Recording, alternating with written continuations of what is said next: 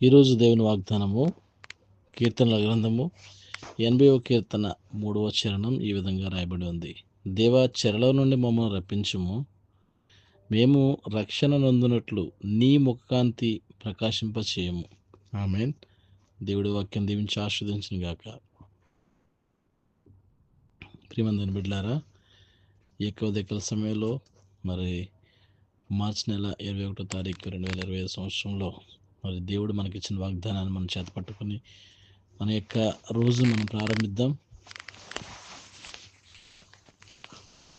మనం ఎటువంటి చెరలో ఉన్నామో, మరి పాపం అనే చెరలో ఉన్నామా, శాపం అనే చెరలో ఉన్నామా, దొంగతనాలు, వ్యభిచారాలు, అబద్ధపు మాటలు, దేవునికి విరుద్ధమైన ఏ చెరలో మనం ఉన్నామో వాటి నుంచి మనల్ని దేవుడు రప్పించడానికి మరి యొక్క వాగ్దానాన్ని దేవుడు మనకి ఇచ్చి ఉన్నాడు.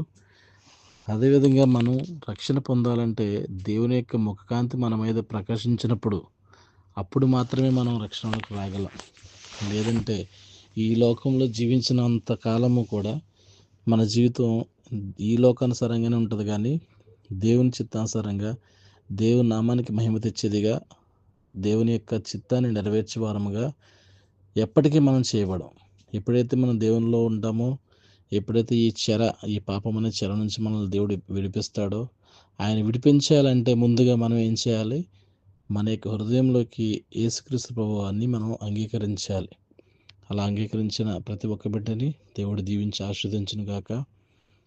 పరిశుద్ధులైన దేవా, నీకే స్తోత్రాలు చెల్లిస్తున్నాం తండ్రి. బిడ్డలు మా నాయన ఎవరైతే ఈ యొక్క వాక్యాన్ని విని మీ యొక్క సన్నిధిలో ఒక తీర్మానం తీసుకుని ఈ యొక్క ఉదయకాల సమయంలో ఈ వాగ్దానాన్ని పట్టుకుని ప్రారంభిస్తున్నారో వారందరినీ కూడా దీవించండి, ఆస్వాదించండి. వారికి కావాల్సిన దీవెన ఆశీర్వాదం దయచేయండి. సమస్తను మీ చిత్తానుసారంగా జరిగించమని, సమస్త మహిమ ఘనత ప్రభావాలు మీకు మాత్రమే చెల్లించుకుంటూ ప్రభువును రక్షకుడైన యేసుక్రీస్తు వారి శ్రేష్టమైన నామంలో అడిగి ప్రార్థించి పొందుకునేనాం తండ్రి.